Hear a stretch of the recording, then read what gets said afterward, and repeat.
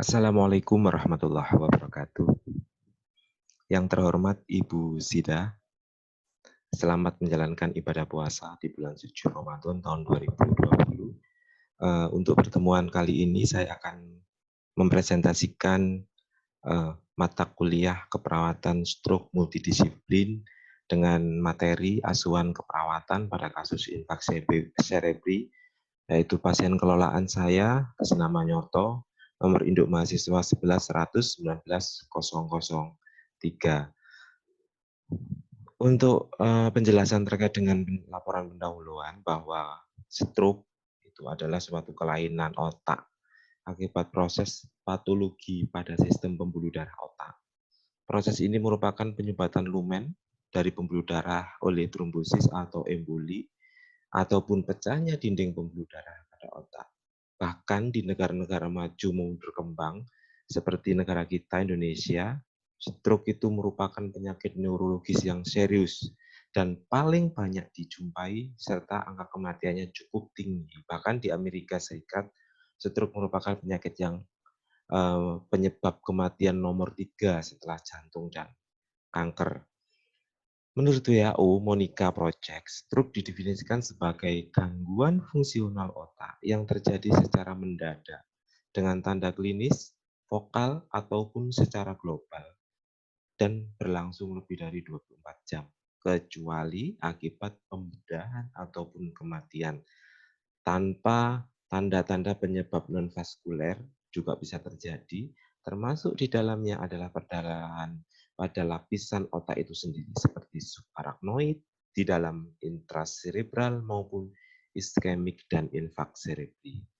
Patofisiologi secara umum bahwa trombus itu akan menyumbat arteri sehingga suplai daripada darah menurun ataupun penyebab lain seperti hipertensi sehingga arteri pecah, terjadilah gangguan daripada suplai oksigen yang bisa mengakibatkan suplai darah menurun dan namanya hipoksia.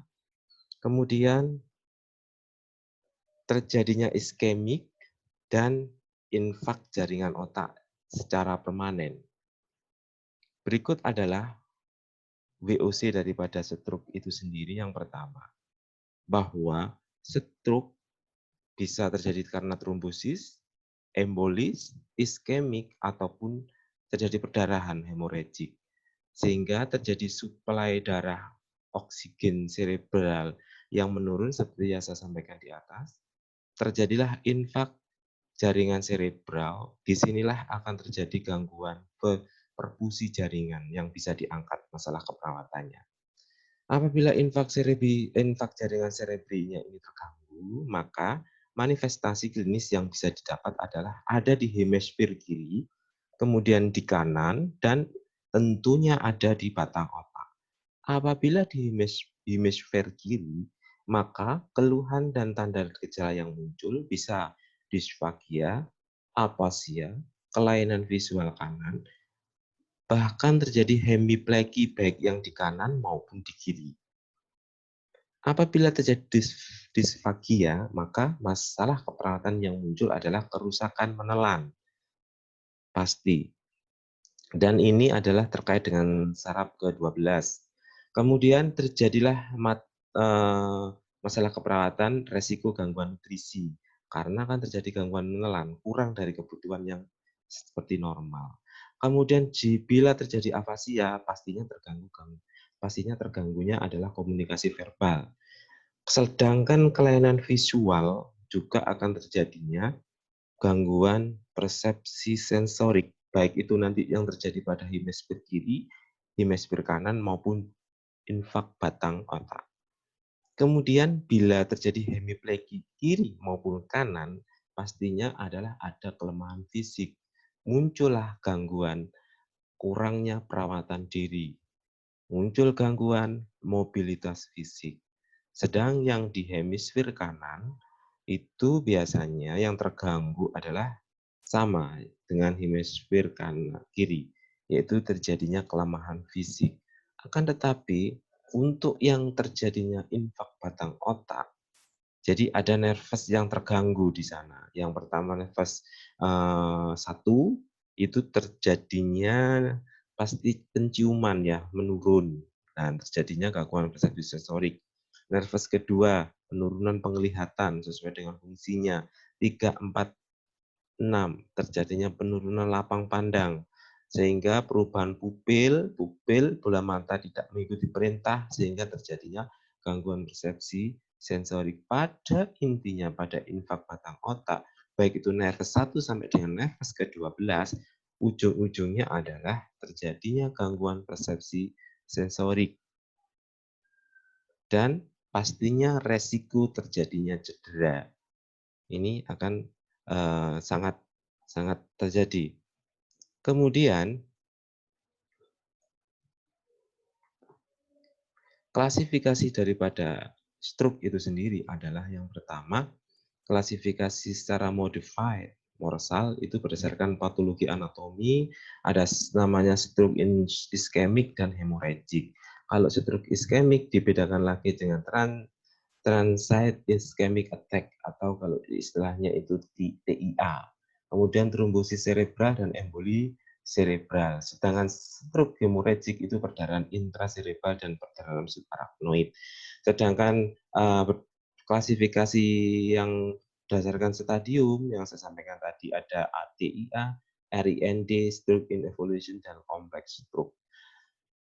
Untuk klasifikasi stroke iskemik, ini yang kami ambil dari Trial of ORG 10.17.2 itu TOAS itu dibedakan menjadi 5, yaitu large artery atherosclerosis, cardioembolis, small vessel occlusion, stroke of underdetermined etiology, dan stroke of undetermined etiology.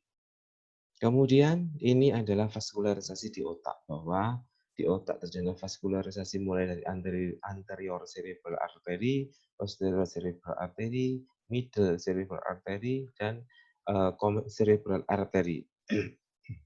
Pathogenesis stroke itu ada 2, infak dan perdarahan. Secara umum faktor resiko terjadinya ischemic stroke adalah non-modified, di sana ada umur, kemudian dari jenis kelamin laki-laki, kemudian race, inherit, predisposisi. Ini adalah kelanjutannya. Kemudian infak itu sendiri adalah sumbatan kecil terjadi di daerah iskemik yang dalam waktu singkat dapat dikompensasi dengan mekanisme kolateral dan vasodilatasi lokal. Secara klinis, gejala yang timbul adalah transient ischemic attack atau TIA yang timbul dapat berupa hemiparesis sepintas atau amnesia umum sepintas selama kurang dari 24 jam.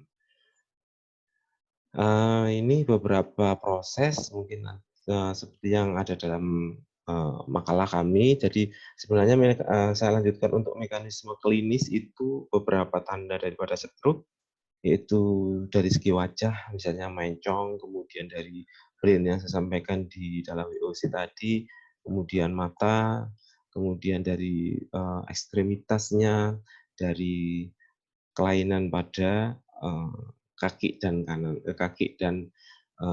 tangannya, tidak kelemahan, bahkan terjadinya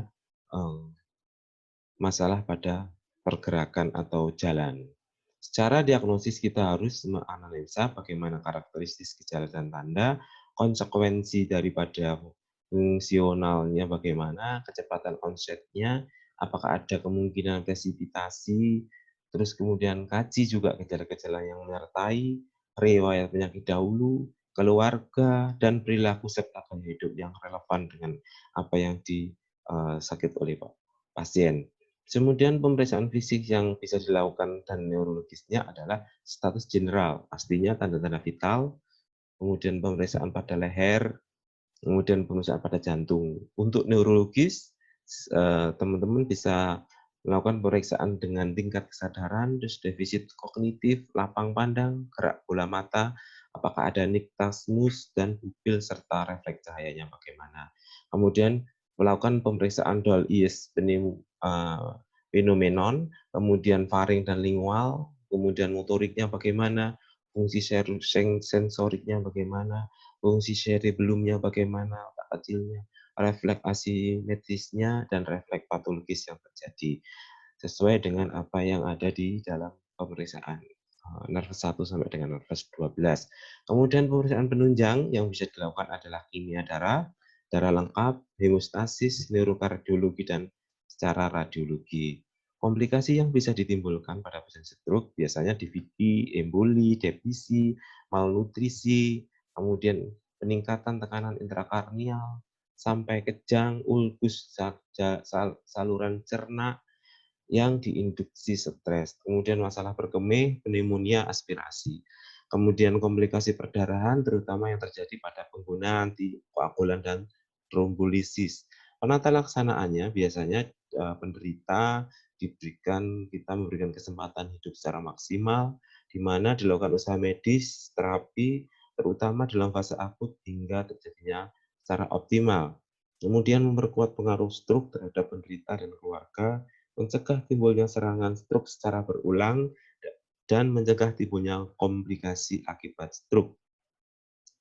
Sedangkan manajemen stroke itu sendiri secara akut harus kita selamatkan adalah secara early-nya. Bagaimana, apakah paten ataukah tidak. Segera lakukan bebaskan jalan nafas, kemudian breathing-nya bagaimana, sirkulasinya bagaimana.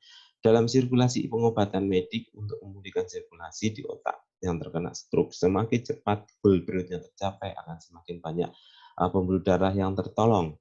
Untuk tujuan khusus ini digunakan obat-obatan yang dapat menghancurkan emboli. Biasanya pakai trombolitik yang streptokinase yang bisa dipakai. Kemudian terapi trombolisis yang saya sampaikan tadi ini direkomendasikan dalam rangka mencapai pengobatan yang seoptimal mungkin ya, karena masa golden period itu sangat berguna sekali. Biasanya 3 jam onset daripada stroke itu dapat efektif terjadinya pemulihan terhadap infeksi reperfusi jaringan yang diserang. Kemudian manajemen tekanan darah. Pada guideline stroke 2007 per dosis, tekanan arteri rata-rata pada stroke akut dianjurkan di bawah 145. Bahkan AHA, ASA juga di guideline yang 2007 dan ESO 2009 merekomendasikan penurunan tekanan darah yang tinggi pada stroke itu sekitar diastoliknya pada onset awal 24 jam pertama itu apabila tekanan darah sistolik lebih dari 220 dan tekanan darah diastolik lebih dari 120 harus segera diturunkan 15% dari itu. Dan obat-obatan hipertensi bisa diingatkan kepada dokter yang merawat. Pemberian antikoagulan pada stroke iskemik akut itu bisa mengurangi terjadinya DVT ataupun terjadinya emboli pada pulmonal. Efek samping yang terjadi biasanya antikoagulan adalah perdarahan pastinya di intracerebral yang cepat, terutama pada geriatrik, pada manula, dan hipertensi berat serta infak yang sangat luas. Pemberian terapi antitrombotik pada stroke iskemik akut itu diberikan terapi sitikolin. Mekanisme yang pasti tentang sitikolin sebagai terapi pada stroke iskemik itu memang belum jelas. Akan tetapi diperkirakan sitikolin itu bisa menurunkan pelepasan free fatty acid dan mengurangi radikal bebas sehingga mencegah kerusakan sel neuron otak. Didukung juga pada penelitian iktus. Dikatakan bahwa sitikolin diberikan pada fase akut stroke iskemik dengan dosis 2 kali 1000 intravena selama 3 hari dan dilanjutkan dengan oral. 2 kali 1000 selama 3 minggu cukup bermanfaat. Sedangkan manajemen stroke hemorrhagic ini penanganannya adalah bersifat medik dan atau bedah, tergantung dari keadaan dan syarat yang dapat dipenuhi di jenis-jenis terapi tersebut. Kemudian perdarahan pada subarachnoid, tekanan darah diturunkan hingga sistoliknya antara 140 sampai 160, tetapi tergantung dari kondisi agar tidak terjadi vasospasme. Kemudian bila terjadi intrakranial hemorrhagic bisa dilakukan pembedahan. Dan ada beberapa indikasi bedah, misalnya volumenya di atas 55, midline shift-nya lebih dari 5 mm, perdarahan pada intrakranial hemorrhagic-nya, pasien dapat survive, tetapi level fungsionalnya pastinya kurang baik. Jadi tergantung hasil daripada CT scan maupun MRI kepalanya. Perawatan umum pada pasien stroke akut biasanya kita stabilisasi fungsi kardiologis melalui ABC tadi, kemudian pastinya jangan sampai terjadi infeksi, jamin nutrisi dan cairan elektrolit adekuat, cegah terjadinya dekubitus dan trombosis vena, kemudian cegah juga timbulnya stres ulcer dengan pemberian antasida, dan nilai kemampuan menelan untuk penderita dan apakah dapat diberikan per oral ataukah harus dilakukan nasogastrik tube. Mungkin itu yang dari laporan pendahuluan. Kita bisa lanjutkan dengan materi yang kedua.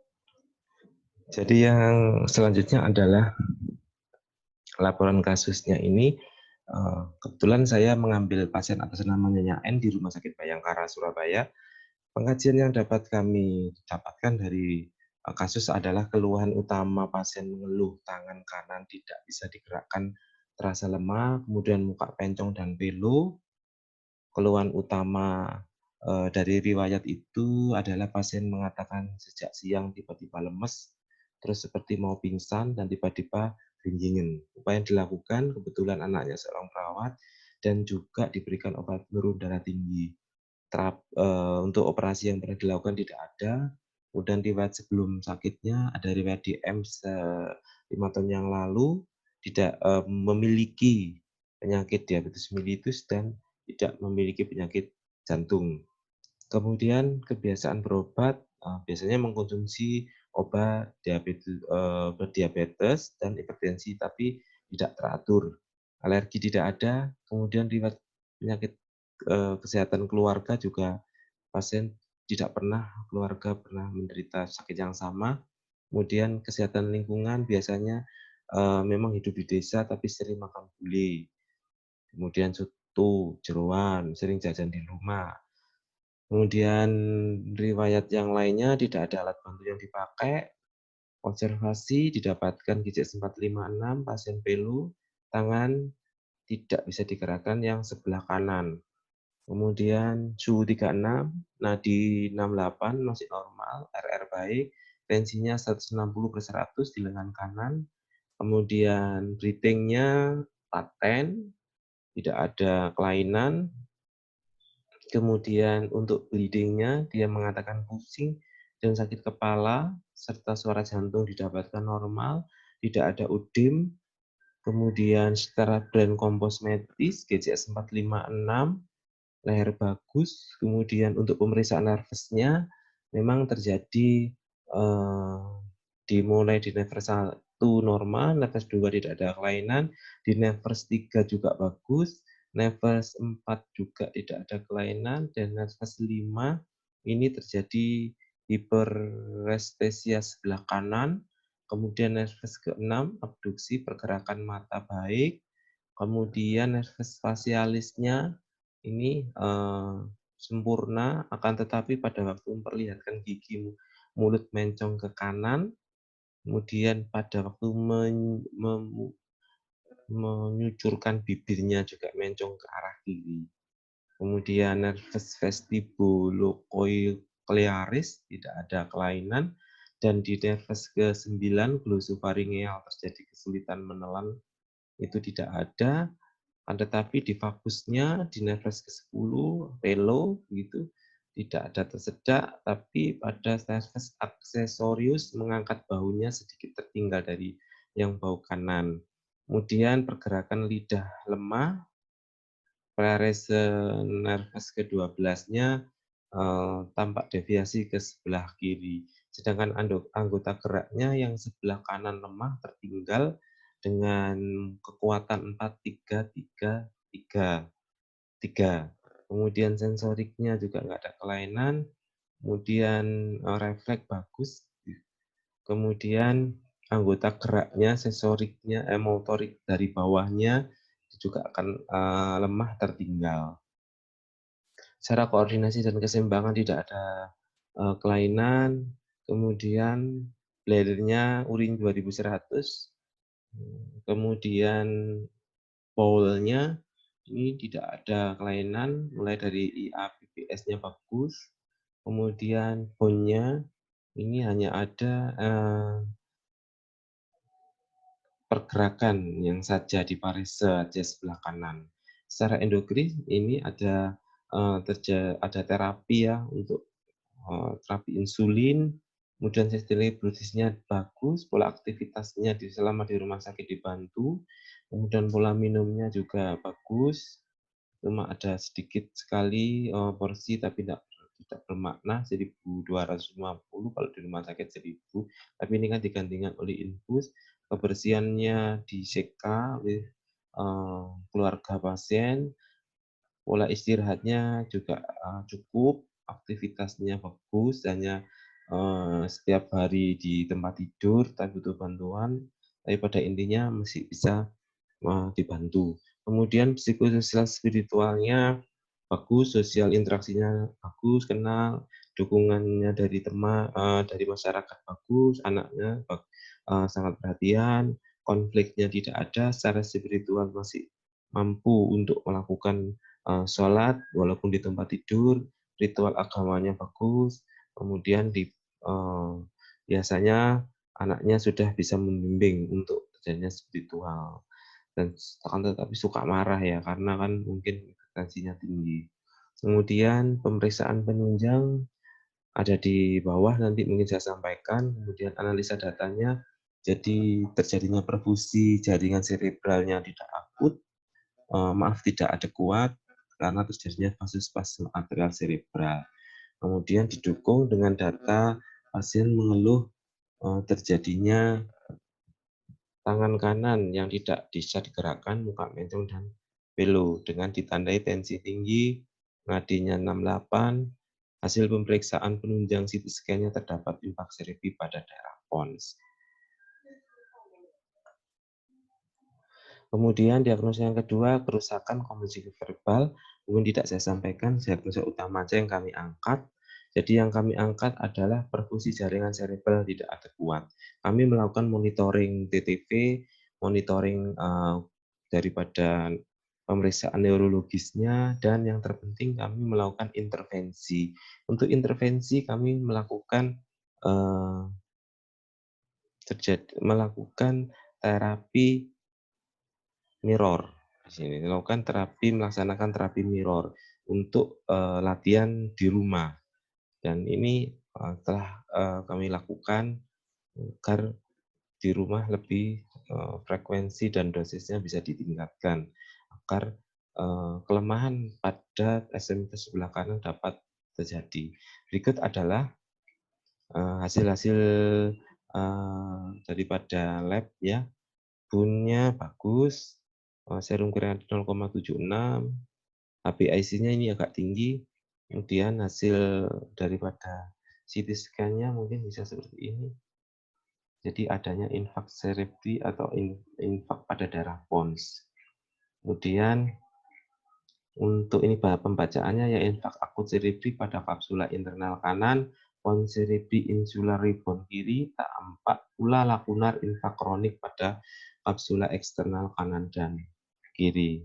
Ini hasil MRI dan MRI-nya jika dilakukan dikonfirmasi memang benar adanya itu. Ini beberapa terapi yang diterima, yaitu dari jantungnya dapat mikardis dan ada toros, dari penyakit dalamnya glomerulirit, ini di stop diganti apidra dan lantus, kemudian dari sarafnya pirasitam, sitikolin brin 2 kali 500, lapibal, silustazol 0,100, kopildogrel 75, dan simvastatin.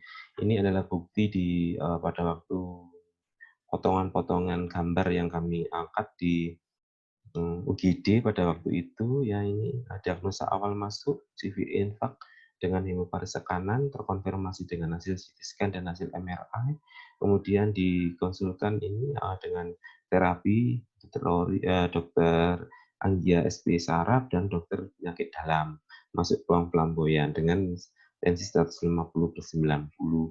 Kemudian ini bacaan daripada MSCT-nya yang tadi ya, sama, maksudnya sesuai dengan hasil yang ada. Ini hasil ECG-nya ya. Jadi irama sinus ritem dengan 74 kali per menit. Ini adalah laporan daripada hasil pengkajian diagnosa utama yang kami angkat, intervensi. Untuk selanjutnya ini terapi mirror yang kami lakukan, tapi kebetulan ini pasien tidak mau direkam ya, jadi saya hanya menjelaskan terkait dengan terapi mirrornya. Jadi bentuk rehabilitasi latihan dalam rangka mengendalikan dan mengandalkan melatih bayangan, sehingga cermin ini akan memberikan stimulasi visual pada otak. Jadi tujuannya untuk kekuatan otak bisa meningkat, waktunya 1-5 kali kunjungan dalam seminggu, dengan intensitas latihan 5-10 kali pengulangan. Dengan syarat pemilihan tempat yang tepat, kemudian dilakukan secara rutin dan teratur. Kemudian peralatan, ada tempat duduk, ruangan yang nyaman, arloji ya, stopwatch, buku catatan, dan ballpoint. Secara umum prosedur pelaksanaannya adalah kita harus mengukur kekuatan otot sebelum dilakukan latihan. Kemudian posisinya, sikap duduknya bagus, kemudian duduk di kursi yang memiliki sandaran yang lurus, dan dengan posisi kepala dan bahu punggul harus tegak lurus dan kaki di lantai, karena sikap dan posisi tubuh yang baik. Kemudian posisi fisioterapis berada di depan, atau perawat berada di depan, langsung diingat dengan pasien. Pasien diminta untuk observasi gerakan, kemudian konsentrasi, pasien diminta untuk melakukan imajinasi secara visual. Pasien diminta untuk meniru imitasi yang ada di dalam cermin tersebut. Kemudian dikoreksi dan pasien dikoreksi oleh edukasi oleh perawat jika gerakannya salah dan tidak sesuai dengan apa yang diobservasi. Latihan ini bisa dilakukan di rumah dengan frekuensi latihan 1-5 kali kunjungan dalam seminggu. Jadi bila tidak mampu, maka pasien bisa home care dengan perawat. Intensitas latihan 5-10 kali pengulangan gerakan dengan durasi latihan sekitar setengah sampai 1 jam, dilakukan secara rutin. Kemudian pasien dilakukan penjadwalan bila memang tidak bisa dilakukan dengan pihak keluarga. Mungkin itu yang bisa saya sampaikan daripada presentasi kali ini dan materi-materi video yang ini. Semoga bermanfaat. Saya mahasiswa Nyoto S2 Terapan Keperawatan semester 2 di Universitas Nahdlatul Ulama Surabaya menyampaikan banyak terima kasih.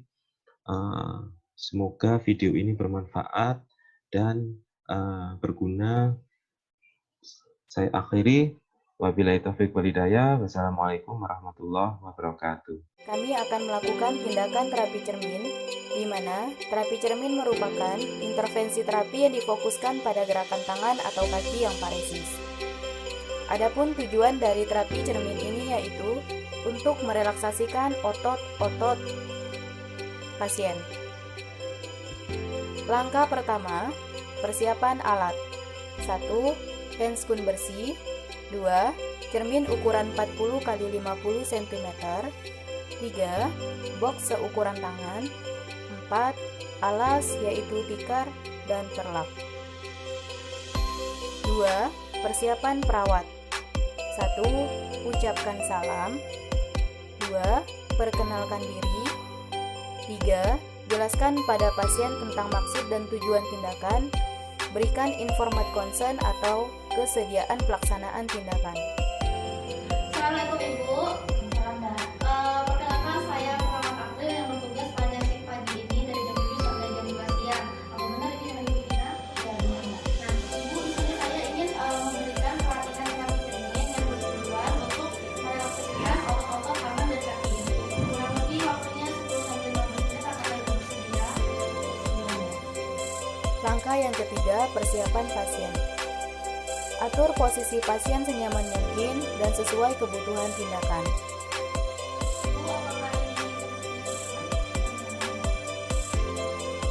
Keempat, persiapan lingkungan. 1. Jaga privasi pasien. Tutup sketsel, ciptakan lingkungan yang tenang. 2. Bawa alat ke dekat pasien. Pelaksanaan tindakan. 1. Awali tindakan dengan mengucapkan basmalah. 2. Menjaga dan menjamin privasi klien. 3. Mencuci tangan 7 langkah. 4. Memakai sarung tangan atau handscoon bersih. 5. Mengatur posisi pasien senyaman mungkin. Sebelum kita pelatihan untuk terapi cerminnya, mari kita mengucapkan bismillah dulu ya. Cuci tangan, memakai handscoon bersih. Ekstremitas atas. 1. Letakkan cermin di depan tubuh dan di antara dua lengan pasien. 2. Letakkan tangan yang lemah di dalam box dan yang sehat di sisi depan cermin. 3. Ajarkan pasien untuk fleksi dan ekstensi tangan yang sehat dengan bertumpu pada siku. Ulangi latihan sebanyak 2-5 kali. Ibu, pertama-tama kita akan melatih tangan ibu dulu Bu ya. Jadi tangan yang sakit nanti diletakkan di dalam box. Terus tangan yang sehat diletakkan di depan cermin. Sekarang sakit ibu letakkan di dalam box. Yang sakit kayak ini Bu ya. Oke, nanti gerakannya itu fleksi dan ekstensi. Fleksi dan ekstensi itu dilakukan sebanyak 3 kali Bu. Mengerti? Sekarang ibu boleh melakukan. 1, 2, 3. 4. Ajarkan pasien menggerakkan kedua lengan sambil melihat cermin secara berulang. Ulangi latihan sebanyak 2-5 kali. Oke, sekarang gerakan yang kedua Bu ya. Untuk pergelangan tangannya diginikan Bu. Fleksi dan ekstensi. Nanti sebanyak 3 kali.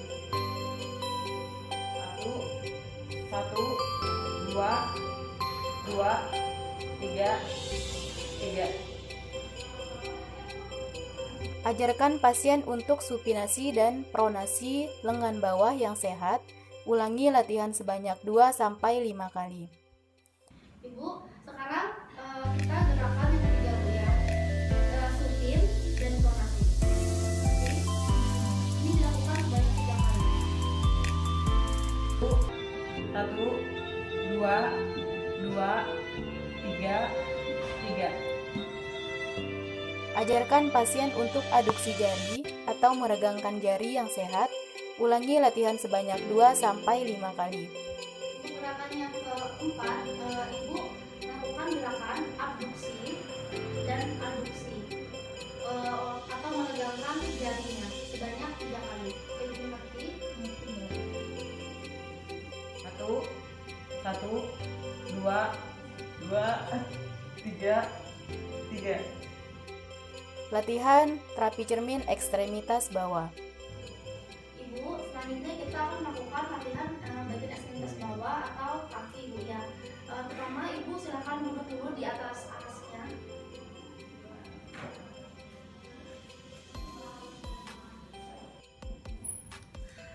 Ibu kakinya lurus. Setelah itu jarakan tumit satu dengan tumit yang lainnya itu 21 cm. 3.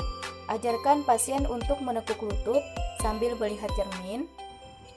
Setelah itu kaki ibu ditekuk terus diluruskan lagi sebanyak 3 kali. Apakah ibu mengerti? Mengerti.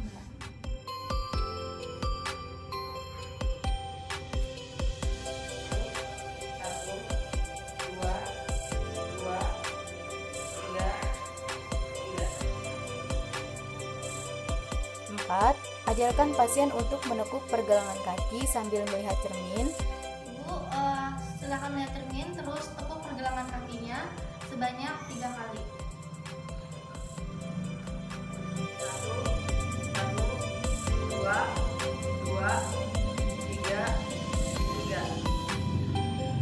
5. Akhiri tindakan dengan membaca hamdalah. 6. Lepas sarung tangan, kemudian cuci tangan. 7. Dokumentasikan hasil terapi. Ibu, latihan kita sudah selesai. Semoga latihan ini bermanfaat buat ibu dan ibu supaya otot-ototnya tidak kaku lagi. Sebelumnya kita ucapkan hamdalah dulu Bu ya.